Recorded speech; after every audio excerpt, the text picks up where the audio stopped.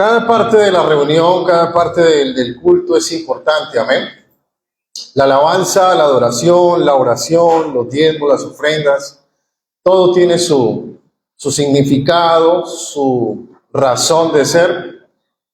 Pero la parte, creería yo, mucho más importante es la exposición de la palabra de Dios, porque es el momento donde Dios nos habla, amén. A través de la alabanza, la adoración, la música, la oración, nosotros le hablamos a Dios, le exponemos a Él nuestras peticiones y abrimos nuestro corazón, le decimos lo que pensamos, lo que sentimos, reconocemos sus atributos. Pero el momento de la exposición bíblica, de la predicación, es el momento donde el Señor nos habla a nosotros. Diga conmigo en esta mañana: quiero escuchar tu voz, Señor. Háblame hoy. Amén. Romanos capítulo 13, versículo 1 y 2. Vamos a leer Romanos capítulo 13, versículo 1 y 2.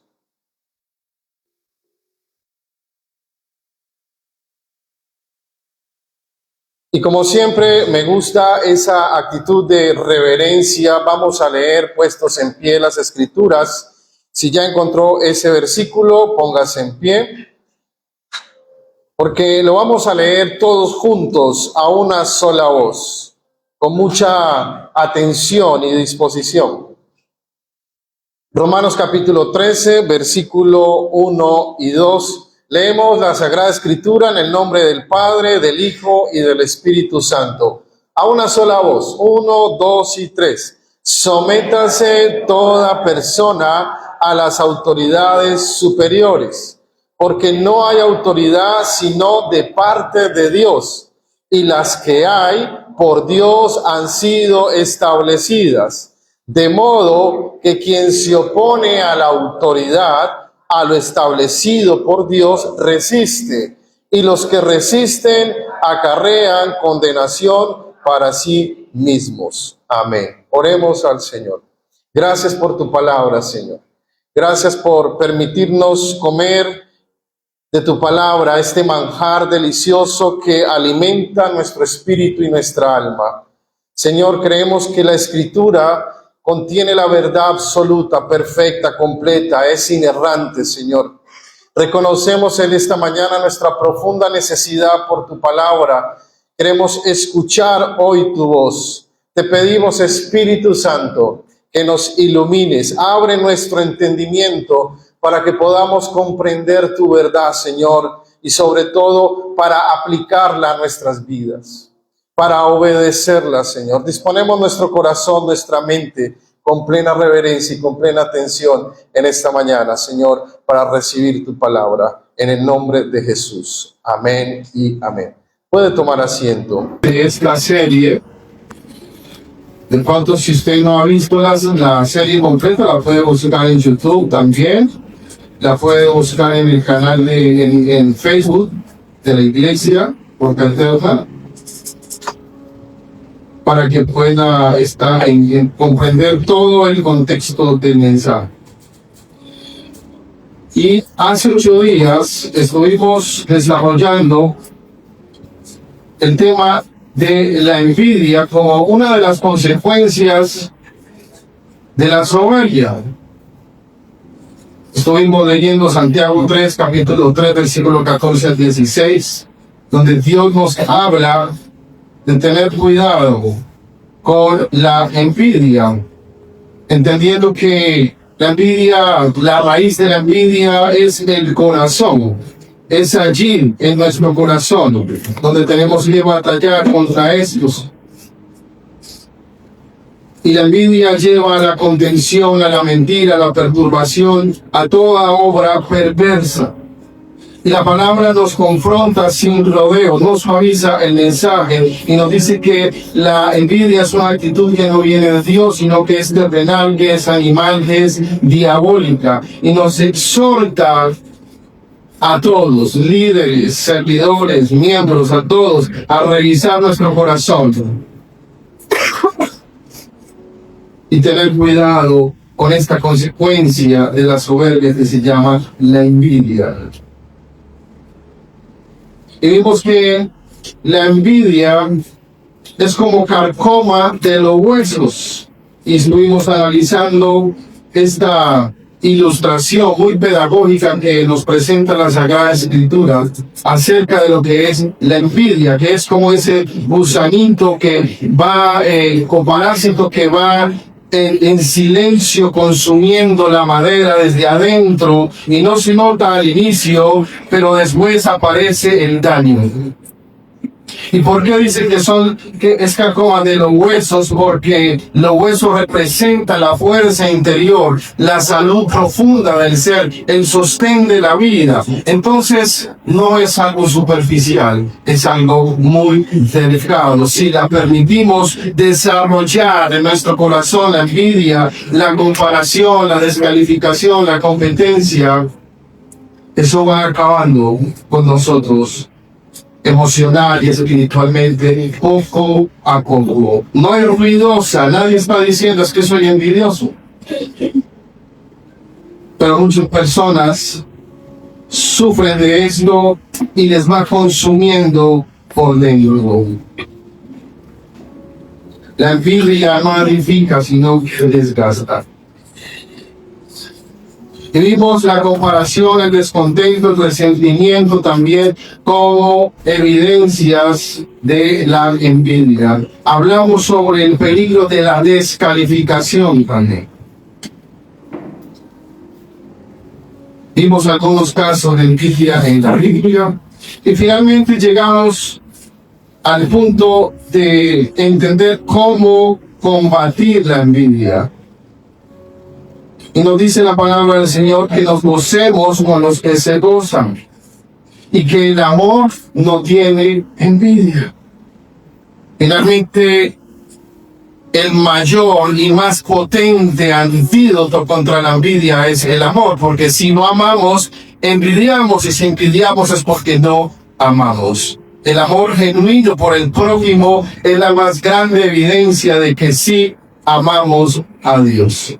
Y concluimos en el tema anterior, en el mensaje anterior, que debemos tomar la decisión de admirar a los demás antes que menospreciar, de celebrar antes que criticar, de gozarnos con las bendiciones de los demás antes que amargarnos con las bendiciones que Dios le da a otros. Decidir amar antes que envidiar.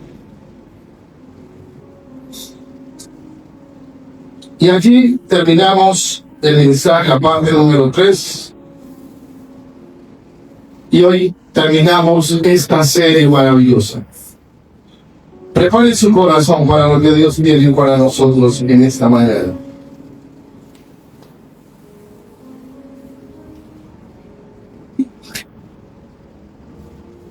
Y quiero comenzar con una ilustración muy sencilla, muy práctica. Vamos a imaginar un vaso de cristal, entendiendo que ese vaso de cristal somos nosotros. ¿Cuántos tienen un vaso de cristal, de vidrio en casa? Ese vaso somos todos. Si ese vaso se cae contra el piso o se tira contra una pared, contra un muro, ¿qué sucede? ¿Quién se rompe, el piso o el muro? Se rompe el vaso. Ese vaso de cristal es valioso, pero es frágil. Y no se rompe, ¿cierto? El piso o la pared, se rompe el vaso. ¿Por qué?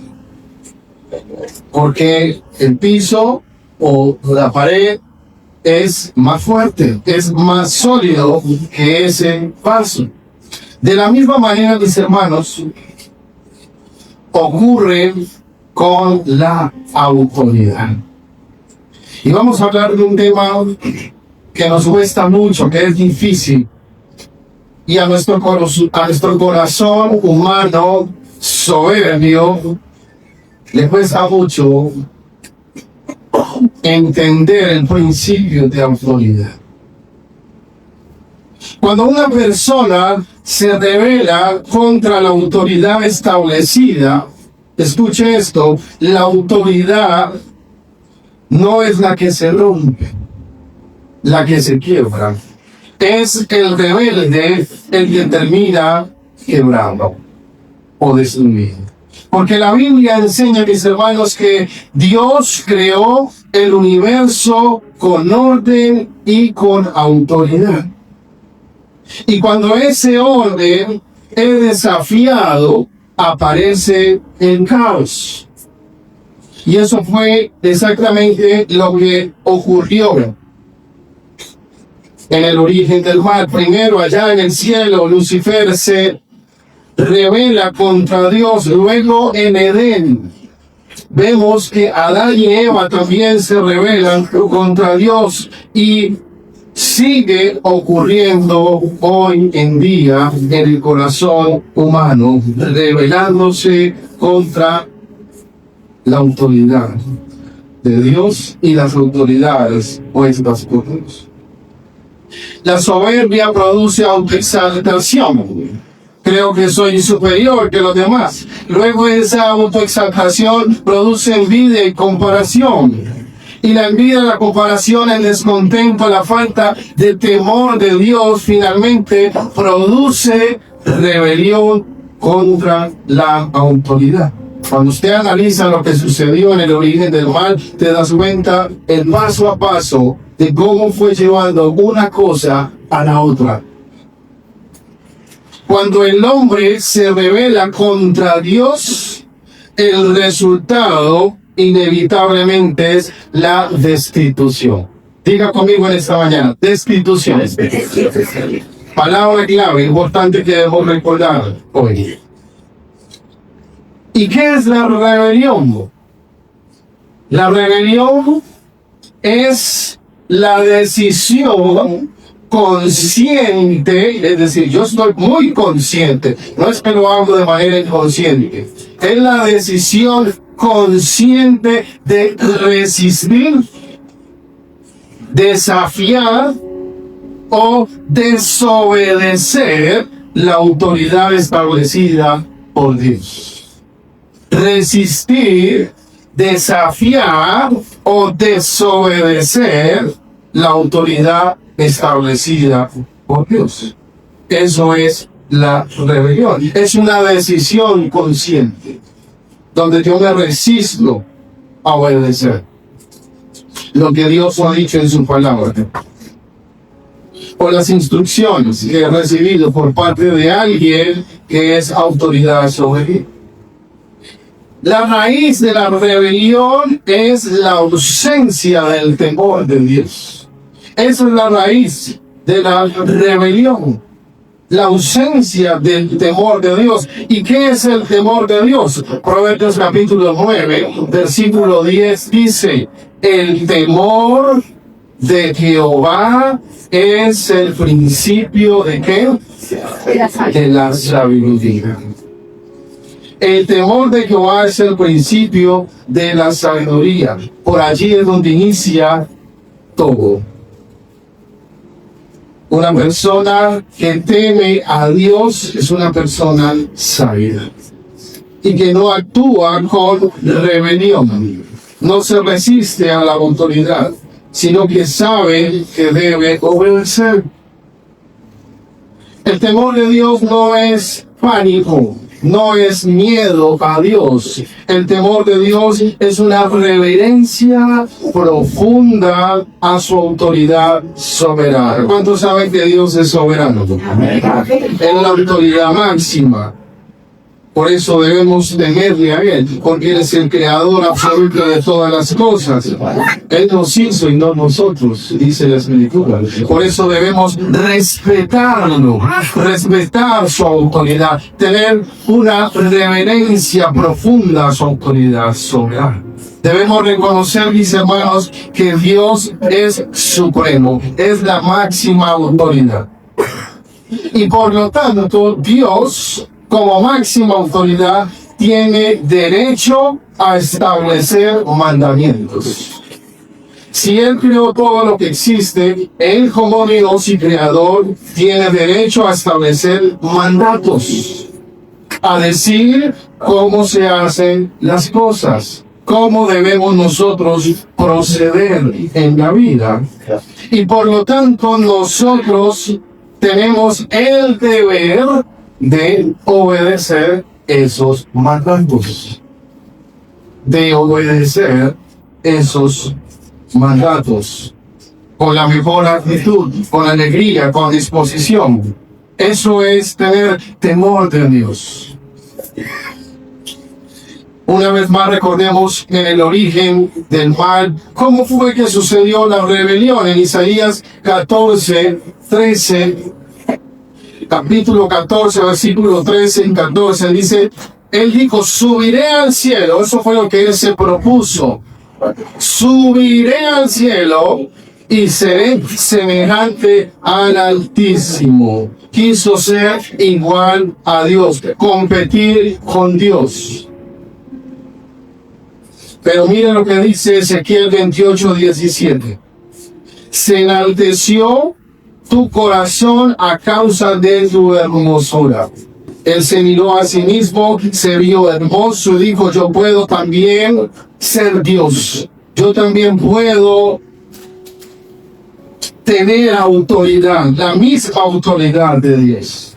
Ese fue el problema de ese ángel de luz hermoso creado originalmente para ser un querubín protector de la gloria de Dios, pero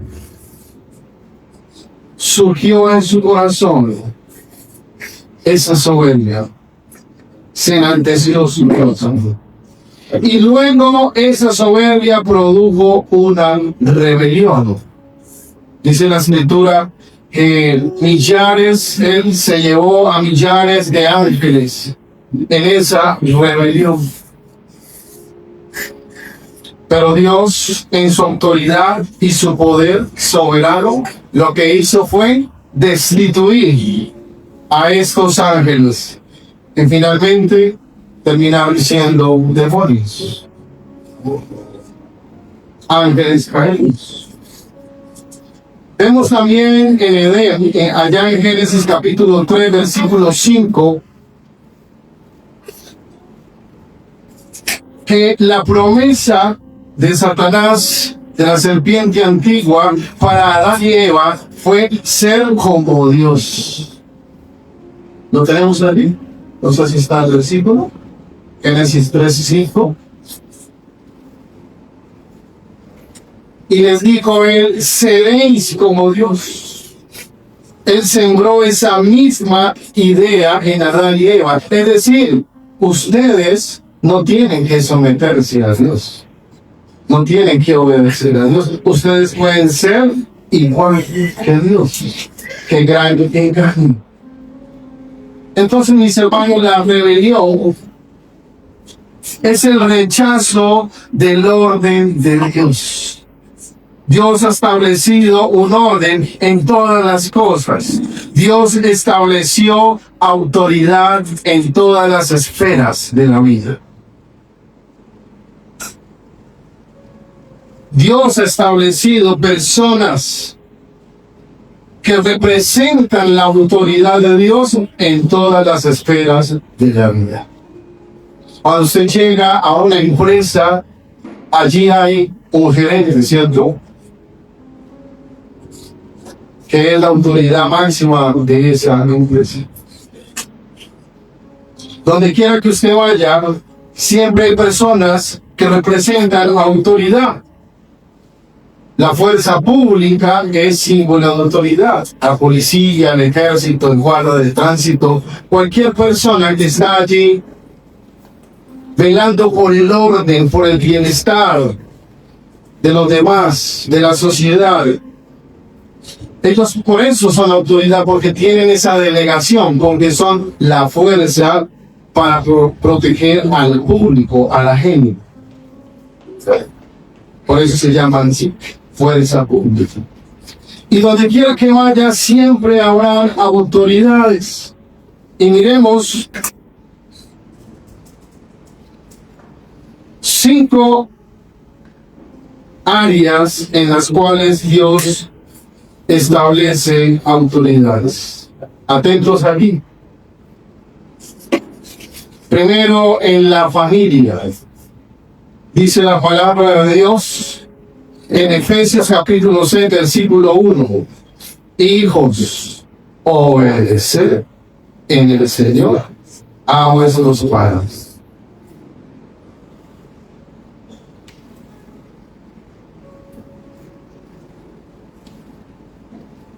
Primera esfera, primera área que vamos a analizar, la familia.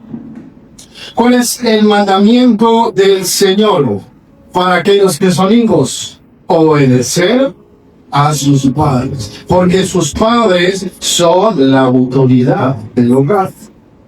Dios quiere hijos obedientes,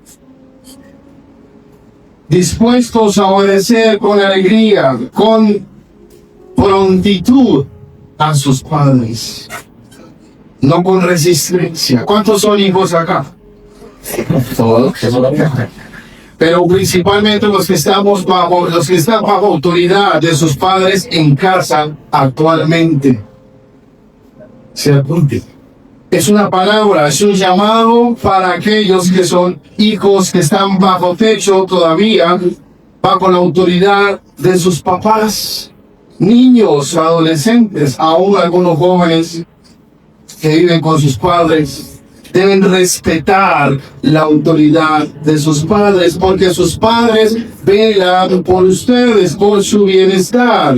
Hay que corresponder con obediencia a la autoridad y a la instrucción de nuestros padres, a su consejo, a su sabiduría. Dice la palabra de Dios, honra a tu padre y a tu madre. Y cuando fuere bien, no, honra a tu padre y a tu madre para que te vaya bien. Y el otro versículo es que cuando instruimos a nuestros hijos desde niños, cuando fueren viejos no se apartarán de ellos. Entonces, la instrucción para los padres es encaminar a sus hijos en el camino del Señor. Pero la instrucción para los hijos es obedecer a la autoridad de esos padres. ¿Cuántos dicen amén? Dios no se agrada de un hijo que es rebelde, que se resiste a la autoridad de sus padres. Otra esfera de la sociedad muy importante, el matrimonio. Creería yo que de las más difíciles, porque la palabra de Dios nos presenta un balance, un equilibrio que rompe con el esquema diabólico del machismo o del feminismo, cualquiera de los dos extremos. Y el balance que presenta la palabra de Dios según Efesios capítulo 5, versículo 23, respecto a la autoridad, es el marido, es la cabeza de la mujer. Y cuando dice la palabra de Dios que el esposo, el marido es la cabeza de la mujer, no es para maltratar, no es para manipular, no es para golpear, para gritar y decir yo soy el que mando aquí. Cuando dice que es cabeza de la mujer, es decir, que es la autoridad sobre la mujer en el hogar, en el matrimonio, significa que es el que protege, el que dirige, el que direcciona a su esposa hacia el bien común, hacia la bendición, hacia lo que conviene para ambos como matrimonio. Y recordemos que si el marido es la cabeza de la mujer, la cabeza del varón es Cristo. Debe ser Cristo. Porque si un varón, esposo, no se somete primeramente a Cristo, ¿cómo puede entonces dirigir correctamente y bíblicamente a su esposo? Lo primero que necesita el varón es ser dirigido por Cristo. Ser un hombre de Dios. Ser un varón de Dios. Que da ejemplo, que es un buen líder de su casa, que protege, que provee. Y el llamado para la mujer es que se someta y se sujete a su marido voluntariamente, que lo respete, que le dé su lugar, que lo deje dirigir el hogar. No es competencia idónea, dicen ayuda idónea. Es lo que es el llamado de Dios para la mujer. El marido representa esa autoridad establecida en el hogar. Ese es el orden de Dios. El orden de Satanás es el diablo, la mujer y el varón de último. El orden de Dios es Dios de primero, el varón, la mujer y los hijos.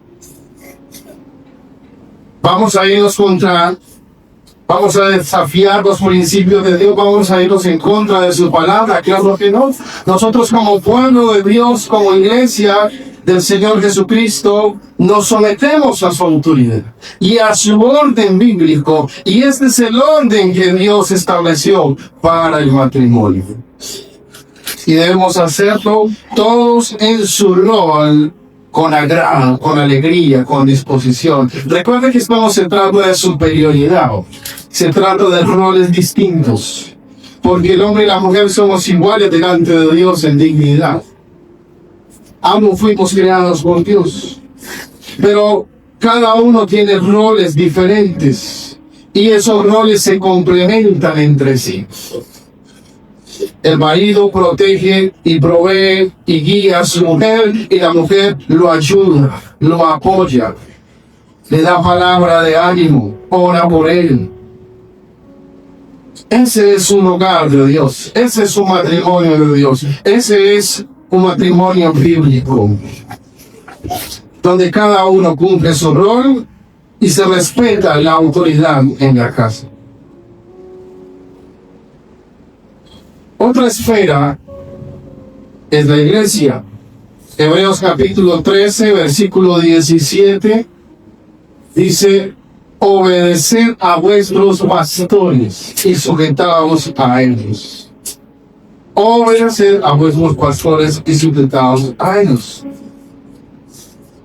Los pastores, Dios los ha puesto allí, representantes de su autoridad, igual, no para someter por la fuerza al rebaño, no para someter por la fuerza a las ovejas, manipularlas y aprovecharse de ellas. El pastor está puesto aquí para cuidar de las ovejas, para pastorearlas, para darles una buena palabra, para alimentar espiritualmente a las ovejas, para cuidar de ellas.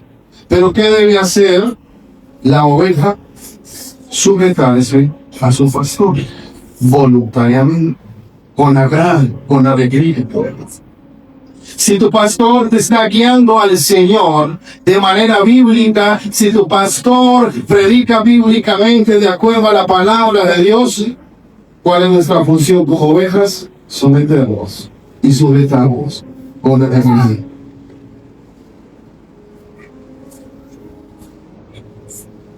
En el trabajo, otra esfera importante, otra área importante. Dice Colosenses capítulo 3, versículo 22, siervos, obedecer en todo a vuestros amos. Aquellos que trabajan en una empresa, que son empleados, deben honrar la autoridad de aquellos que están en autoridad sobre ustedes. Deben honrarlos, aquellos que son su jefe. Y ser diligente en tu trabajo, seguir las instrucciones, hacer las cosas con excelencia, en vez de llevar la contraria, dar buenas ideas, proponer cosas que ayuden a crecer la empresa. Somos servidores, no competidores de la autoridad de alguien, sino servidores.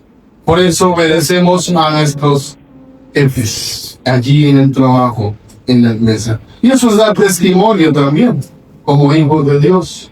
Amén.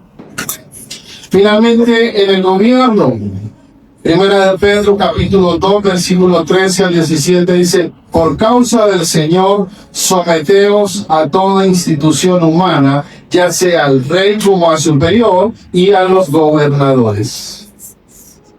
En Tito capítulo 3, versículo 1, dice, recuérdenles que se sujeten a los gobernantes y autoridades, que obedezcan, que estén dispuestos a toda buena obra. Obediencia, disposición, sujeción. Sinónimos de lo mismo. Eso es lo que Dios quiere para nuestras vidas. Mis hermanos, cuando rechazamos estas autoridades en cualquiera de estas áreas, sea los hijos con los padres, sea en el hogar, en el matrimonio, en el trabajo, en el gobierno, no estamos desobedeciendo solo a personas. Estamos resistiéndonos al orden de Dios. Porque Dios ha establecido a esas personas. Amén.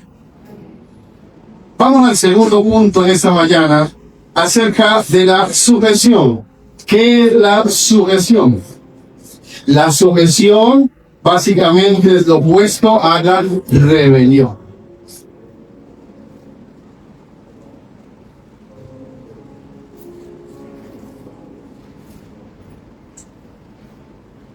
La sujeción, mis hermanos, es una actitud voluntaria de someterme y de obedecer a esa autoridad establecida por Dios.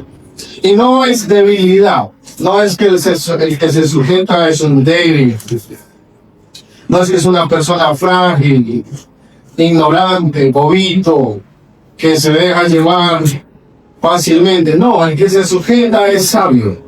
Dice, yo tengo que aprender a ser sujeto en el hogar, en el trabajo, en la iglesia, en el gobierno.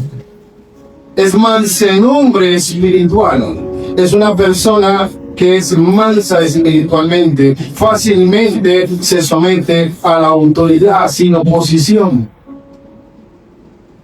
¿Qué es la mansedumbre? Recordemos que Mateo 11:29 dice, Jesús mismo dijo, aprended de mí, que soy manso y que soy humilde de corazón. Es un texto bíblico muy interesante porque es la única vez donde Jesús dice, aprendan de mí, sean iguales a mí.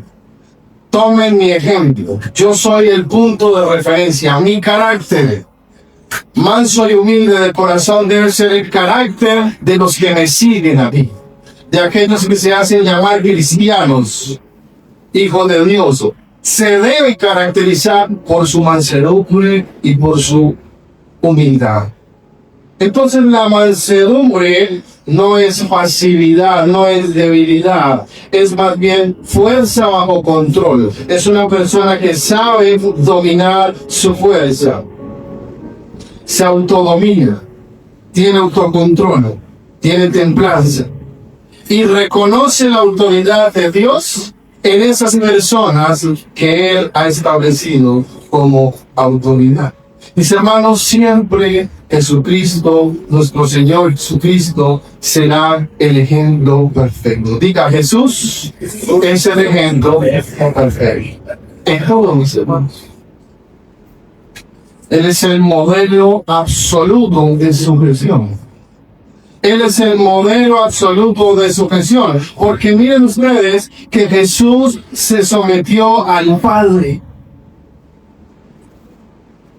En Juan capítulo 6, versículo 38, dijo Jesús, he descendido del cielo, no para hacer mi voluntad, sino la voluntad del que me envió. A eso vino Jesús, a hacer la voluntad de su Padre Celestial. ¿Y qué? ¿Cómo se traduce esto? Se traduce en una actitud de sujeción. Se sometió, se sujetó a hacer no su voluntad, no lo que él quería, sino para lo que Dios lo envió. se sometió incluso hasta la muerte. Filipenses 2:8 dice que se humilló a sí mismo, haciéndose obediente hasta la muerte y muerte de cruz. No cualquier muerte, una muerte de crucifixión era lo peor en su época. Era como morir siendo un ladrón o un asesino. Y aún así fue obediente hasta que cumplió su propósito final, que era morir en la cruz del Calvario. Y es lo mismo que el Señor quiere que nosotros hagamos, que seamos humildes, que nos humillemos a sí mismos. Mis hermanos, Cristo nunca se rebeló. Nunca se rebeló. Aun cuando fue injustamente tratado por los romanos, por los judíos de su época, por los fariseos, por los escribas,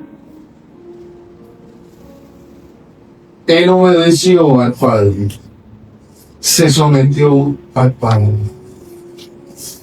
Déjenme decirles, mis hermanos, que la marca de un corazón transformado, de una persona transformada, de una persona que realmente ha nacido de nuevo, se ha convertido a Cristo, sinceramente, un verdadero creyente respeta la autoridad. Respeta la autoridad, honra el orden de Dios, no vive en rebeldía.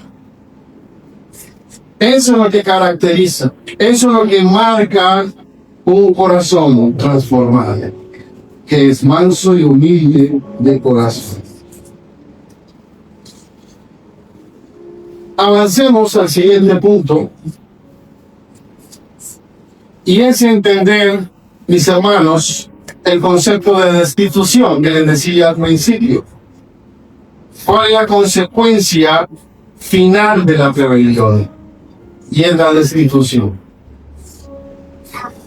Destituir significa separar a alguien del cargo que ejerce o posición que tiene.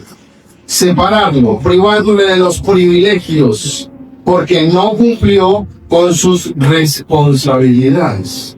Eso es destitución. Y cuando una persona se rebela contra la autoridad, siempre pierde. Es destituido. La rebelión no produce bendición, la rebelión produce destitución. Eso fue lo que pasó aquí, en el cielo, cuando Dios dice que arrojó a Lucifer del monte de Dios, fue destituido. Por allá en Ezequiel 28 y 16 dice: te arrojé del monte de Dios. También sucedió con Adán. En Romanos 5:12 dice que por un hombre entró el pecado en el mundo, es decir, por el pecado de Adán se introdujo ese pecado y se desplazó hacia nosotros de generación en generación por culpa de la rebelión de Adán y Eva. Y se produjo una expulsión de el Edén. Eso fue lo que produjo la rebelión de ellos. Dice Romanos 3:23: por cuanto todos pecaron, están destituidos de la gloria de Dios. La rebelión nos separa de la gloria de Dios. Recordemos esa ilustración inicial del vaso de cristal. Cuando el vaso se estrella contra el piso, contra la pared, el piso, la pared no se rompe el vaso, y así ocurre con la autoridad. Cuando alguien se rebela contra la autoridad, ¿qué pasa? Pierde oportunidades, pierde bendiciones, pierde crecimiento, se estanca. La autoridad permanece, pero el que se rebela siempre termina destituido. Conclusión, mis hermanos, durante estas 3 semanas hemos visto el proceso común y las consecuencias del origen del pecado, que es la soberbia. La autoexaltación, la comparación y la envidia, y finalmente la rebelión y la destitución. Todo comenzó con Lucifer, luego ocurrió en el Edén, y ese mismo problema sigue viviendo en el corazón del humano, del hombre, hoy en día. Pero Dios nos muestra la solución. ¿Y cuál es la solución a ese problema? Cristo es el antídoto a ese problema. Es el antídoto de la soberbia. Cuando Adán se rebeló, Cristo obedeció. Cuando Lucifer se exaltó, Cristo se humilló. Y el Señor Jesucristo nos dice en su palabra en Filipenses 2, 5 al 8, haya pues en nosotros, en la iglesia, su pueblo, este sentir que hubo también en Cristo Jesús, que fue humilde. Jesús eligió obedecer y por eso Dios lo bendijo, por eso Dios lo exaltó hasta lo sumo, porque Él eligió someterse a la voluntad del Padre. El llamado final, mis hermanos, para uno, es una pregunta. Atentos a esto. ¿Estamos viviendo en soberbia o en humildad? ¿Estamos viviendo en rebelión o en superación a la voluntad? ¿Estamos resistiendo la autoridad de Dios o sometiéndonos a Él? Porque el verdadero cristiano o el verdadero cristianismo se evidencia cuando el corazón dice: Señor, hágase tu voluntad y no la mía. No se haga mi voluntad sino la tuya, como oró Jesús en Getsemaní antes de llegar a Dios. Ese es el camino de Cristo. Y ese es el camino al que Dios nos llama. Imagine por un momento dos caminos. Cierre sus ojos un momento, imagine dos caminos.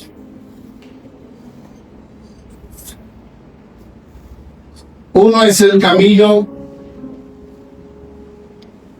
que propone el mundo y Satanás.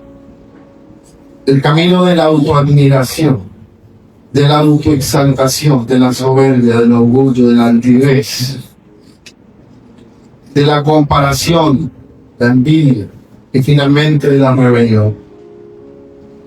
Y su resultado, la destitución. Pero hay otro camino, es el camino de Cristo. Porque Cristo nunca se comparó con el Padre. Nunca lo envidió, nunca se rebeló contra él. Al contrario, dice la Escritura que se humilló a sí mismo, haciéndose obediente hasta la muerte.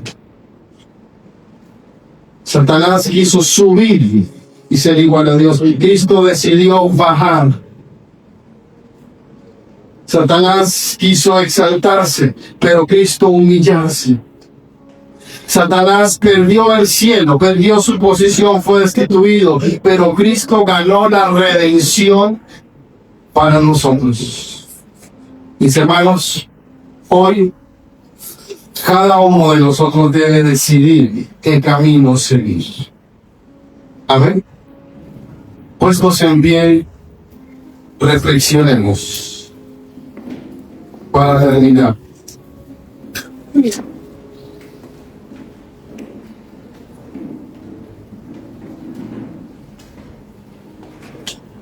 En esta semana Dios nos ha permitido examinar algo muy profundo en nuestro corazón, hermanos. Y hemos visto cómo la soberbia se manifiesta en muchas formas. Y tal vez hoy el Espíritu Santo nos ha mostrado áreas de nuestra vida donde todavía luchamos con la soberbia. Pero la buena noticia, mis hermanos, la buena noticia del Evangelio es que Dios no revela el pecado en nosotros para condenarnos, sino para transformarnos. ¿Cuántos quieren ser transformados por el Señor? Santiago 4:6 dice que Dios resiste a los soberbios y da gracia a los humildes. Hoy Dios nos está llamando a algo muy sencillo, pero muy profundo, y es humillarnos delante de Él. Reconocer